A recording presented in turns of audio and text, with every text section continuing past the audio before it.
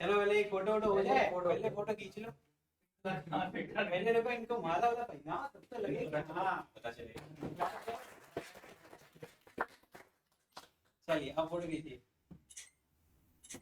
चलो अब आप जो है अब ये वाला सर करेंगे, वीडियो बनाओ लेकिन फिर हम मिठाई सर आप मिठाई। हाँ वीडियो बनाओ। सर एक सेकंड। चलो स्टार्ट।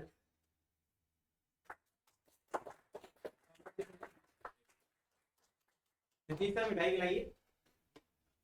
एक साल के बाद नहीं खा पाएगा। हाँ अरे खाओ पूरा खा लो। पेट के बच्चे हो तो। चलिए अब आप थोड़ा सा हम लोग को बताइए, हम लोग बैठते हैं, आज आपका दिन है, अब स्टेज आपका है और आप हम लोग को बताएंगे कैसे आपने जो है अपनी ये पूरी जर्नी कंप्लीट करी। और हम लोग को भी बच सिखाएंगे और इन बच्चों को भी सिखाएंगे कि आगे क्या करना चाहिए इन लोगों को भी, ताकि ये भी आगे बढ़ सके। चलो भाई आ जाओ। एक और बहुत प्यारा था जो अभी इसकी वीडियो ना सर, थोड़ा सा साइड हो जाए। हाँ आप बैठिए, मैं माला पहना दूं बच्चे को।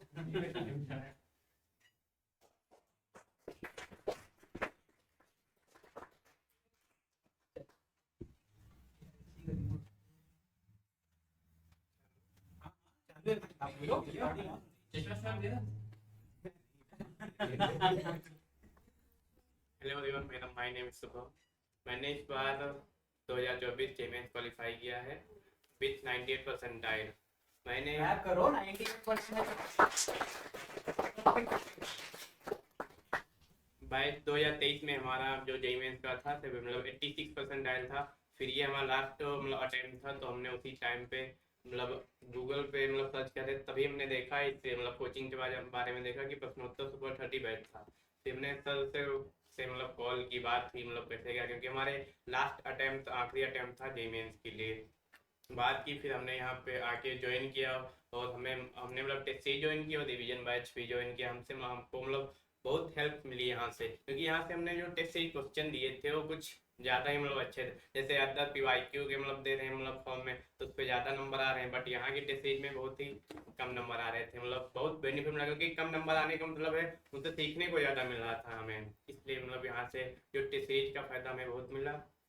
और हमने मतलब जो मतलब क्वेश्चन प्रैक्टिस मतलब टेस्ट सीरीज के जो क्वेश्चन है और जो DPP के मतलब अच्छे से करना चाहिए। उसके बाद अदर जैसे एक्स्ट्रा करने के लिए PYQ बेटर होता है, मतलब जेई मेंस के लिए मतलब PYQ अच्छे से करो।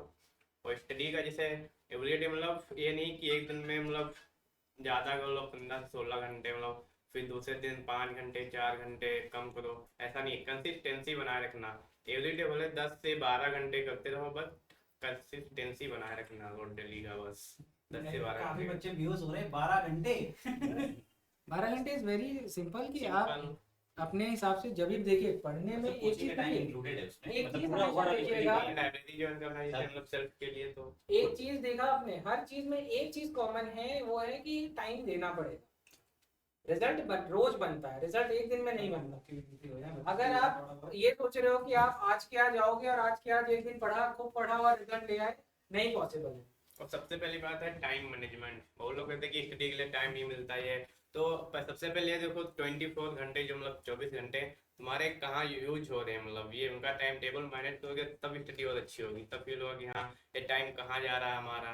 उससे ये ज़्यादा मेन पॉइंट है कि टाइम मैनेजमेंट पहले अच्छा करो अपना। एक चीज मैं हमेशा बोलता हूँ और आप लोगों ने भी सुना होगा कि अपने टाइम को लिखो जो तुमने स्पेंड कर दिया। बोलता हूँ ना ये हमेशा कि जो टाइम आपने यूटिलाइज कर लिया, 1 घंटे बाद उसको लिखिए कि हमने क्या किया क्या क्या। एक हफ्ते में आपको खुद पता चल जाएगा कि आप किस तरीके से अपने पूरे दिन को निकालते हैं। नहीं आप थोड़ा सा समराइज करते हैं, क्योंकि जेई से है, मेरा बोलना जरूरी भी है ना। और जब ये आए थे, सबसे इम्पोर्टेंट बात बता देते हैं, ज़्यादा टाइम नहीं लेंगे। एक इनके अंदर ओवर कॉन्फिडेंस था कि नंबर तो टेस्ट में आ जाते हैं। सबसे पहले मेरे टेस्ट देने के बाद हमारी इनकी यही बात हुई थी कि मेरे में अगर आ गए तो फिर इनके नंबर जब 100 नहीं आए तो इन्होंने कहा कि सर ये थोड़ा अलग है। तो सबसे पहले क्या है कि जो प्रैक्टिस करते हैं क्वेश्चन तो ठीक है, लेकिन किस क्वालिटी के क्वेश्चन प्रैक्टिस करते हैं। ये मैंने खुश करने वाले सवाल लगाते हो कि ताकि तुम खुश हो जाओ कि तुमको आता है, या वो सवाल लगाते हो जिससे पेपर क्लियर होगा? क्वालिटी अच्छी, क्वांटिटी बने। हाँ, अब इन्होंने ये सीखा 2 साल स्ट्रगल करने के बाद, यहाँ आने के बाद सीखा कि क्वालिटी ज्यादा मैटर करती है, क्वांटिटी नहीं। और ये पूरी कोचिंग का जो स्ट्रक्चर है वो सिर्फ क्वालिटी पर ही है। हमेशा नंबर ऑफ स्टूडेंट्स कम रखो, क्वालिटी टीचिंग, और कंटेंट थोड़े बोरिंग लगते हैं क्योंकि डिफिकल्ट क्वेश्चन लगते हैं, लेकिन वही तो पेपर में आते हैं। तो मैटर क्या करता है? रिजल्ट मैटर करता है कि आपको खुश करने के लिए कोई आसान पेपर बना करके टेस्ट में अच्छे नंबर, कंटिन्यूअस इसके नंबर नहीं आए टेस्ट सीरीज में, और रोज आकर सर पता नहीं कैसे नंबर नहीं आते। मैंने कहा था इसी क्वेश्चंस को सिर्फ रिवाइज करना है, प्रैक्टिस करना, और इससे ही फायदा होगा, और इसी से इसके जो एक्यूरेसी है वो बढ़ी, और 88 परसेंटाइल से सीधे आप पहुंच गए 98। इससे पूरा जमीन आसमान का अंदर होता है, ठीक है। चीज मैं आपको सिखाता हूँ, जैसे मैं हमेशा बोलता हूँ क्वेश्चन करो, टाइम स्टैम्प लगाओ। इस बच्चे ने कुछ बोला था, टाइम मैनेजमेंट कुछ सिखाया आपको, वही चीज पूरे साल करने के लिए बोलते हैं। एक सवाल करो, आगे समय लिखो। पहले अटेम्प्ट में कभी भी टाइम मैनेजमेंट नहीं देखा जाता, पहले अटेम्प्ट में नॉलेज होती है। पहली बार 1 घंटा भी लग सकता है क्वेश्चन करने को, लेकिन जब वो दोबारा क्वेश्चन होता है तब से वो समय चलना चाहिए दिमाग में कि दोबारा जब कर रहे हैं तब कितना समय लग रहा है, क्योंकि अब तुम्हारे पास वो नॉलेज है। अगर इसके बाद भी तुम्हें आधे घंटे लगते हैं, इसका मतलब है उस पर काम करने की जरूरत है, वो आधे घंटे नहीं लग सकते। पहली बार में नॉलेज ट्रांसफर होती है, तो पहली बार कभी भी आप कोई असाइनमेंट करो, डीपीपी करो, तो उसमें कभी भी पैनिक या निगेटिव मत हो कि मुझे 2 घंटे 3 घंटे लग गए। आप 10 क्वेश्चन लगाने में पूरा दिन ही बिता सकते हो, कोई दिक्कत नहीं है, लेकिन अगली बार जब वो लगाओ तो वो 1 घंटे के अंदर हो जाना चाहिए। तो 1/10 टाइम रिड्यूस होना चाहिए। अगर ऐसा होता है इसका मतलब आपने सही तरीके से रिटेन किया नॉलेज। मैं एक बात बोलता हूँ, retention is the key to success. आप कोई चीज सीख जाते हो, लेकिन 1 हफ्ते बाद अगर आप वो नहीं समझा सकते मुझे, इसका मतलब आपके पास रिटेंशन बिल्कुल नहीं है। तो कोई भी चीज आ जाना, क्योंकि कुछ बच्चे होते हैं जिनका माइंड बहुत सुपर होता है, बोलो तुरंत समझ जाते हैं, कल पूछो उनको याद नहीं रहता। इसका मतलब है memory power is very weak, क्योंकि एग्जामिनेशन हॉल में 3 घंटे के टाइम मिलेगा, उसके अंदर पूरे साल की मेहनत, पूरे 30 चैप्टर के सारे नॉलेज सही तरीके से याद होने चाहिए। तो retention is the key to success, चाहे कुछ भी हो जाए। Retention plus time management, super बच्चा, कुछ भी हो जाए। आप कोई गधा नहीं होता, पहली बात ये जान लीजिए। सब कोई स्टार्ट करते हैं, सबकी स्पीड अलग अलग होती है, लेकिन जो आखिरी लैप तक दौड़ पाता है, जैसे कुछ लोग होते हैं ना, अगर 4 राउंड की अगर एक कोई रेस है, तो कुछ लोग होते हैं पहले ही राउंड में भाग के बहुत आगे निकल जाते हैं, लेकिन आखिरी राउंड में पहुंच ही नहीं पाते। ये भी है कि मतलब अपनी समझ में आ रहा है मैं क्या कहना चाह रहा हूँ? कंटिन्यूटी। आप जैसे इसने बोला कि ऐसा नहीं होना चाहिए कि एक दिन 12 घंटे पढ़ लिए, अगले दिन पढ़ ही नहीं रहे। आप, मैं कहता हूँ 4 ही घंटे पढ़ो, लेकिन डेली पढ़ो, वो ज्यादा बेटर है। आप किसी एक दिन 12-12 घंटे एक हफ्ते पढ़ लिए और अगले एक हफ्ते छुट्टी घूम रहे हैं, कह रहे हैं 4 घंटे बोला था, 4 घंटे हमने कर लिया, 3 जो है दिन का हमने एक दिन में निपटा दिया। ऐसे नहीं पढ़ाई होती है, डेली पढ़ाई होती है। जितना भी पढ़ो डेली पढ़ो, पूरा क्वालिटी, मतलब उतना याद रहे। फिर एक हफ्ते बाद जब बात होगी तो फिर ये नहीं होना चाहिए कि सर हम भूल गए। यही तो सबसे इंपॉर्टेंट है कि आपको आता है लेकिन आप भूल जाते हो, तो इसका मतलब आप हमेशा स्ट्रगल करोगे। तो हम उस पर काम कर सकते हैं। तो अगर हमें नहीं पता है तो हम क्या करेंगे? लिख के पढ़ेंगे, अपनी कमजोरियों को ढूंढो। एक चीज और बता देता हूँ, इसे कंक्लूड करूंगा। हर बच्चे की अलग पावर होती है, किसी को समझ जल्दी आता है, किसी को समझ लेट में आता है, लेकिन कभी कभी ऐसा पाया गया है समझ जाते हैं, क्लास में जवाब देते हैं, नंबर नहीं आता। और जो समझ नहीं पाता है वो स्ट्रगल करता रहता है, लेकिन नंबर उसके आते हैं। ये खामोश चिड़िया बड़ी खतरनाक होती है, क्योंकि वो स्लो होती है, वो डिटेलिंग करती है। समझ में नहीं आया तो 4 बार पढ़ रहे हैं, अब जब उसको समझ में आ गया तो 4 बार पढ़ने से उसकी मेमोराइज भी हो रहा है, और जब समझ में आ गया एक बार पढ़े, यार अब तो कर लेंगे, यहीं से गड़बड़ हो जाता है।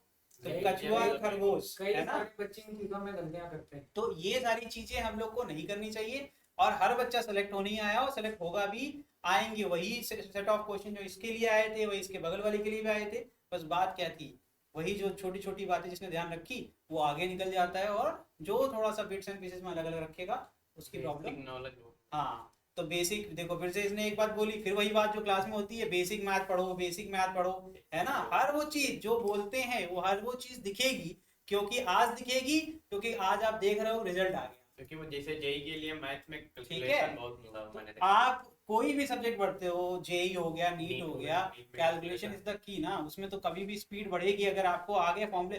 कई बार देखा गया कि फॉर्मूले भी आते हैं, वैल्यू पुट कर दी, सॉल्व नहीं कर पाए, होपलेस हो गए, छोड़ दिया क्वेश्चन। और ऐसे क्वेश्चन जेई में भरे पड़े रहते हैं। वो पता है इजी रहते हैं, लेकिन आप उनको अप्रोच करते करते करते करते इतने पैनिक हो जाओगे कि यार हमने इस पे काम किया होता, कैलकुलेशन पे जब टाइम था तो शायद हमारा रिजल्ट अच्छा होता, लेकिन हम उस टाइम पे काम नहीं करते, हम सोचते हैं कि थ्योरी पढ़ लेते हैं।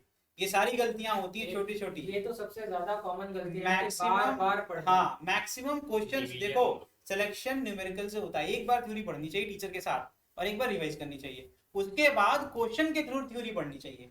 क्वेश्चन लगाने बैठे हैं, आधी नॉलेज तो है ना, फिर अगर नहीं आया सोल्यूशन देखेंगे, सोल्यूशन के बाद हमें समझ में आना चाहिए, अगर नहीं आया समझ में इसका मतलब नॉलेज नहीं थी, दोबारा से पूरी थ्योरी पढ़नी चाहिए। उसके बाद अगर हम खुद से कर रहे हैं, कहीं फंस गए, सोल्यूशन देखना इज नॉट चीटिंग, आप लर्निंग फेज में हो। लेकिन एक बार करने के बाद एक हफ्ते बाद जब उसी क्वेश्चन को करो बिना देखे तो वो हो जाना चाहिए, फिर वो फंसना नहीं चाहिए। इसको कहते हैं कंप्लीट प्रोसेस ऑफ लर्निंग। ऐसे आप पढ़ोगे तभी रिजल्ट की तरफ आप जाओगे। एक टॉपिक के 4 ही लेयर हैं, अगर फाउंडेशन में हो, थ्योरी पढ़ते हो क्लास में, प्रैक्टिस क्वेश्चन क्लास में कराए जाते हैं, पीवाईक्यू क्लास में होते हैं, आपको पूरा कंप्लीट सेशन मिल रहा है। इसके बाद क्या होना चाहिए, सबसे पहले थ्योरी रिटेन होनी चाहिए, चेक करो थ्योरी आती है कि नहीं आती, फिर देखो प्रैक्टिस क्वेश्चन हो रहे हैं कि नहीं हो रहे हैं, उसके बाद देखो पीवाईक्यू हो रहे हैं कि नहीं हो रहे हैं, उसके बाद आप जाके कोई भी जनरल क्वेश्चन आप सर्च करो, निकालो, लगाओ और देखो हो रहे हैं कि नहीं हो रहे। ये 4 ही लेवल पे आप चेक कर सकते हो किसी भी चैप्टर को। एक बार ऐसे सीख गए, हाँ एक बार प्रोसेस आ गया, पढ़ने का एक प्रोसेस है। जैसे कोई चीज समझ में नहीं आ रही है, मतलब कोई मतलब टॉपिक है, तो टॉपिक की मतलब टाइप निकालो कि 1 2 3 कोई क्या चैप्टर है, मतलब कि हाँ मैं समझ नहीं आ रहा बिल्कुल, मतलब कोई नॉलेज है, तो उसके टाइप वाइज मतलब क्वेश्चन लगाओ, एक एक क्वेश्चन, तो बहुत अच्छे समझ में आ जाएगा। हमारे साथ ऐसा हुआ, मतलब टाइप जैसे एक चैप्टर पूरा है उसके 10 टाइप हैं, तो एक एक टाइप पे टाइम दो, ज्यादा अच्छा रहता है। हर टाइप से एक सीरीज ऑफ क्वेश्चन मिल जाएंगे, वही तो क्लास में अपन करते हैं। जब भी अभी पीवाईक्यू सेशन कराया था उसमें हर क्वेश्चन अलग अलग क्वेश्चन था, हर क्वेश्चन अलग अलग क्वेश्चन कराने से क्या, एक ही फॉर्मूले पे 10 क्वेश्चन कराए मैंने, अब 10 क्वेश्चन कराए, 10 अलग अलग टाइप के कराए, तो अब उस टाइप के कितने भी क्वेश्चन आएंगे वो उसी तरीके से सॉल्व होंगे ना। तो एक अप्रोच आपको क्लासरूम में ऑलरेडी दी जा रही है, आपको क्या करना चाहिए, उसको प्रैक्टिस करना चाहिए, मैक्सिमम प्रैक्टिस करना है। और याद रखो कि मुझे कोई चीज करने में कम समय लग रहा है क्योंकि मैंने कितने साल दिए हैं, ये चीज याद रखो। टीचर से खुद को कभी कंपेयर मत करो, बिकॉज टीचर ने बहुत साल दिए हैं तब उसको मिला है।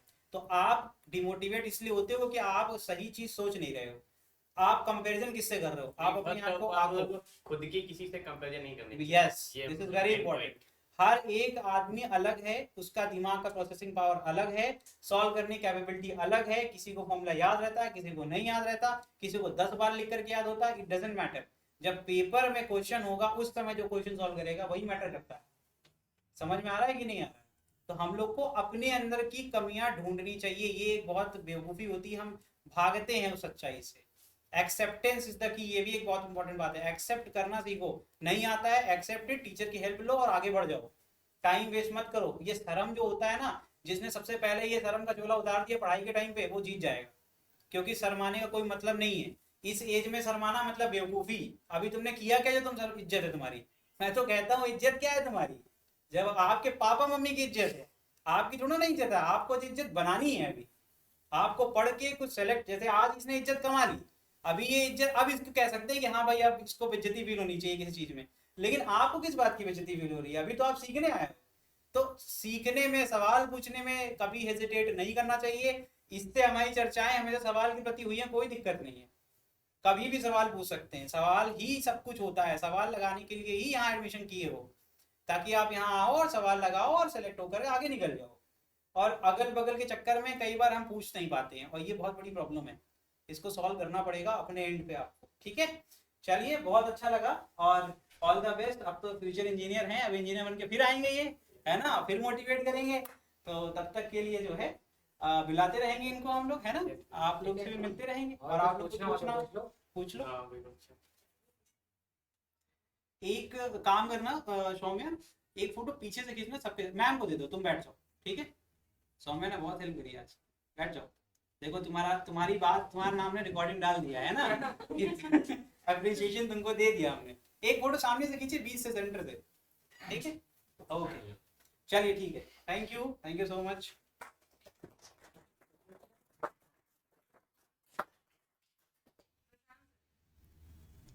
रिकॉर्डिंग हो रही है वैसे अभी, ये फोटो नहीं है, फोटो खींचिए। अच्छा चलो ठीक, धन्यवाद।